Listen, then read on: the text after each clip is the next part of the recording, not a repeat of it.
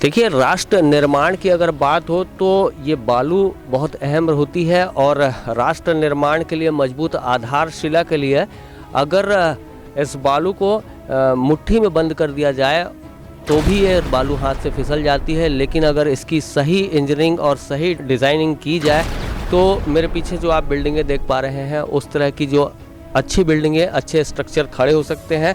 और राष्ट्र निर्माण की बात न सिर्फ बिल्डिंगों तक सीमित है बल्कि अगर देश के किसी भी हिस्से में जाएं और स्मार्ट सिटी का अगर कॉन्सेप्ट लेकर चल रहे हैं तो बूंद बूंद से घड़ा भरता है।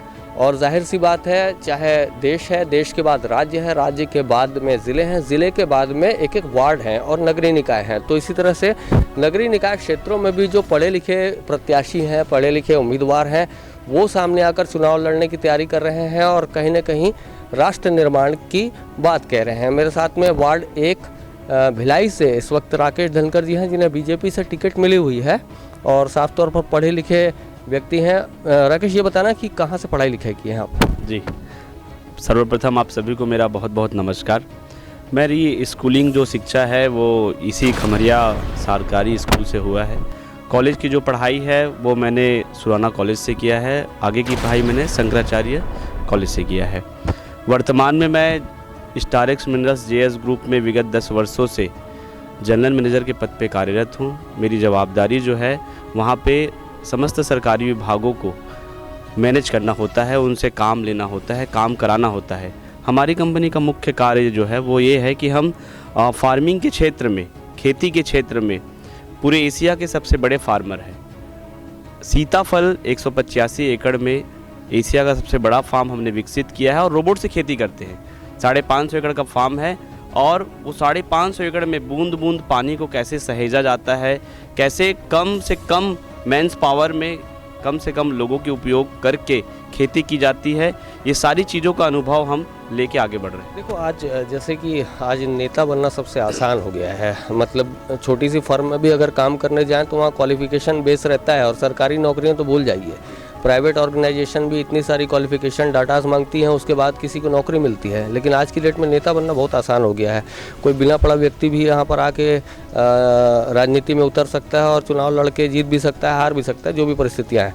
तो वार्ड विकास के लिए आप आगे बढ़ रहे हो। वार्ड 1 भिलाई के लिए आपको भाजपा ने टिकट दी है, तो आपकी सोच क्या है? जैसे आप बता रहे थे कि फैक्ट्रीज़ में आप काम किए हैं, उसके स्ट्रक्चर प्लान तैयार करते हैं, तो वार्ड विकास के लिए सोच क्या है? वार्ड विकास के लिए मेरा कहीं ना कहीं ये सोच है कि मैं अगर किसी संस्थान में कार्यरत हूँ, उस संस्थान में कार्य करते हुए अगर मुझे मैनेजमेंट का अनुभव है, एक सही कार्य योजना बनाने का अगर मेरे पास अनुभव है, तो मैं चाहूँगा कि उस अनुभव का लाभ मैं अपने क्षेत्र के विकास के लिए करूँ। जैसे एक घर बनता है तो हम एक इंजीनियर के पास जाते हैं, एक आर्किटेक्ट के पास जाते हैं कि भाई 500 स्क्वायर फीट में कैसे सुंदर सा घर बने। वैसे ही अगर आपका जनप्रतिनिधि अगर एक पढ़ा लिखा हो, उसके पास सही विज़न हो, उसकी सोच अच्छी हो, उसकी प्लानिंग अच्छी हो, तो निश्चित ही रोड अच्छे बनेंगे, रोड का क्वालिटी अच्छा होगा, नाली अच्छा बनेगा, नाली का आउटफ्लो सही दिया जाएगा। कहीं ना कहीं तालाब, हम ग्रामीण क्षेत्र में रहते हैं, हमारे यहाँ 3-3, 4-4 तालाब है।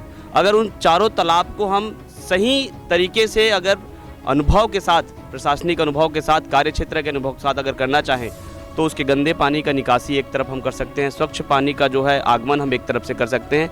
मेरा एक विज़न है कि हम एक स्मार्ट सिटी के तहत लोगों के जन सहयोग से और हमारे पास जो इन 10 सालों में जो हम एक कंपनी में कार्य करते हुए जो अनुभव हमने प्राप्त किया है, उसका लाभ कहीं ना कहीं क्षेत्र की जनता को देना। आपने कोड किया स्मार्ट सिटी। स्मार्ट सिटी का कॉन्सेप्ट देश के प्रधानमंत्री भी यही सोच रखते हैं और जो स्टेट के मुख्यमंत्री हैं अलग अलग राज्यों के, वो भी यही कहते हैं। जो महापौर चुनने की बात आती है वहाँ भी महापौर की ओर से यही दावे होते हैं और वार्ड स्तर पे भी स्मार्ट सिटी। लेकिन एक्चुअल जो स्मार्ट सिटी का जो कॉन्सेप्ट है, जैसा होना चाहिए, जैसे विदेशों में शहर होता है, वो जो देखने को मिलता है वो दावों के बाद भी दिखता नहीं है। तो क्या लगता है जो पहले की जो राजनीति रही है, पहले की जो प्लानिंग रही है, वो प्लानिंग कहीं ना कहीं फेलवर रही है? मैं ये मानता हूँ कि प्रधानमंत्री मोदी जी के बारे में तो मैं अगर कुछ कहूँ तो सूरज को दिया दिखाने के समान है। मेरा तो सौभाग्य है कि भारतीय जनता पार्टी ने मेरे जैसे एक छोटे से कार्यकर्ता को अपना उम्मीदवार बनाया है। ये मेरे लिए बहुत बड़ा आशीर्वाद है। अगर हम स्मार्ट सिटी को अमली जामा नहीं पहना पा रहे हैं, उसकी अगर विफलता है, तो सिर्फ और सिर्फ हमारे चुने हुए जनप्रतिनिधि जो कहीं ना कहीं हम किसी काबिल व्यक्ति को चुन के नहीं भेजते, हम अपने मताधिकार का उपयोग जो है एक काबिल व्यक्ति को सदन तक पहुंचाने में नहीं करते। हम कम पढ़े लिखे व्यक्ति को हम अपने बीच का नेता चुन लेते हैं और वो कम पढ़ा लिखा व्यक्ति क्षेत्र का विकास न करके अपने विकास में अपना पूरा ध्यान केंद्रित कर लेता है। अगर एक सही जनप्रतिनिधि जिसके पास विजन क्लियर हो, सोच अच्छी हो, तो मैं समझता हूँ कोई कठिन काम नहीं है। जैसे कि भिलाई की बात करते हैं, भिलाई में धूल डस्ट का वातावरण है। नेता बहुत सारे आए और बहुत सारे कह के गए कि हम आपको सीसीटीवी सराउंड कर देंगे, वृक्षारोपण इतने वृहद पैमाने पे करेंगे कि आपको चारों साइड हरियाली दिखाई देगी, और नल जल योजना, और उसके बाद घर घर पानी पहुंचाना, घर के कूड़े जो सफाई योजना है, साफ़ सफाई की व्यवस्था अच्छी रहेगी। लेकिन आखिरकार 5 सालों के बाद में वही समस्याएं फिर से जीवित हो जाती हैं और वही समस्याओं के लिए नेता फिर से वादे करते हैं। मैं इस वार्ड का चुनाव लड़ने आया हूं और चुनाव में इस उम्मीद के साथ आया हूं कि मैं एक टीम वर्क के साथ काम करूंगा। होता यह है कि जब हम एक वार्ड का जनप्रतिनिधि हम अपने आशीर्वाद से चुनते हैं, जनता चुनती है, लेकिन चुन के आने के बाद कहीं ना कहीं वो जनप्रतिनिधि अपने आप को सर्वा समझ लेते हैं।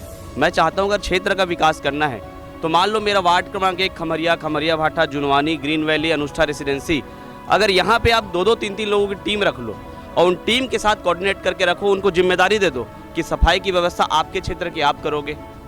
ग्रीन वैली की समस्या है, ग्रीन वैली में सफाई की व्यवस्था आप संभालो, नगर निगम में रिप्रेजेंट करने के लिए मैं हूँ, निश्चित ही हम अपनी सारी कार्य योजना पे सफल हो। अच्छा, खमरिया को कितना जान पाते हो, और जो ग्रामीण अंचल, शहर अंचल सब तो अब जुड़ गया है, तो अब खमरिया में जो डेवलपमेंट नहीं हो पाया, और आप MBA डिप्लोमा हो, तो MBA डिप्लोमा व्यक्ति की सोच क्या है, जो बदलाव है वो किस तरह से होगा, स्ट्रक्चर्ड बात बताइएगा।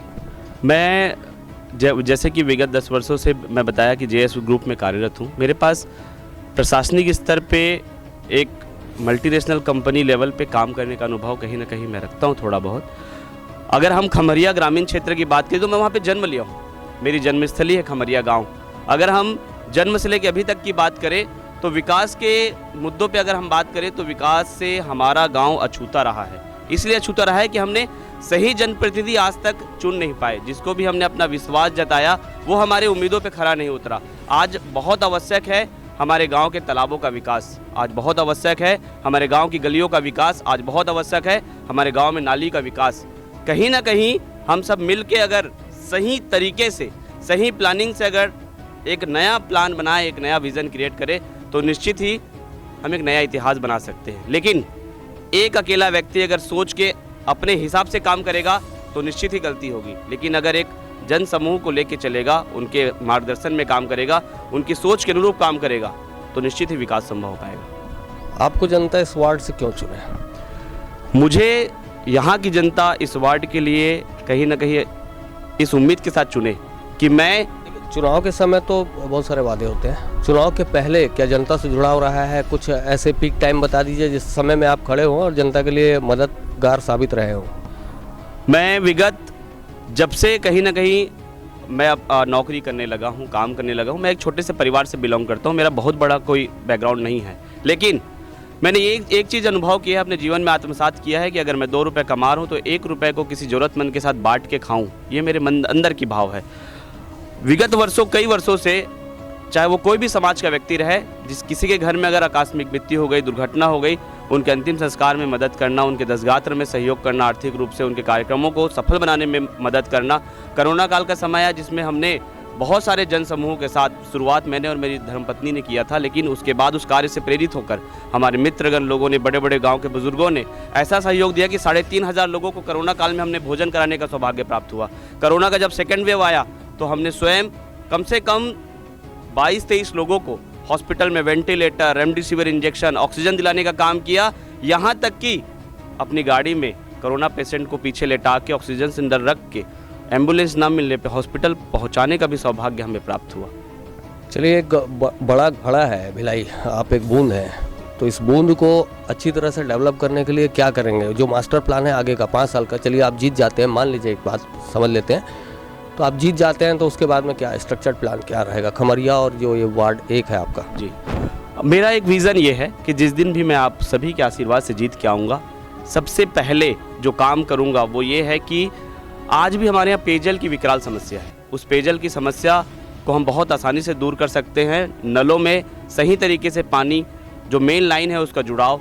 सेकंड पॉइंट पे हम आते हैं, हमारे यहाँ जो रोड है, मेन रोड है वो तो बने हुए हैं, लेकिन हम गलियों के अंदर जाते हैं, बस्तियों के अंदर जाते हैं, उसकी स्थिति बहुत दयनीय है। चाहे वो सुमृत पारा हो, खमरिया भाटा हो, जुनवानी हो, डबरा पारा हो।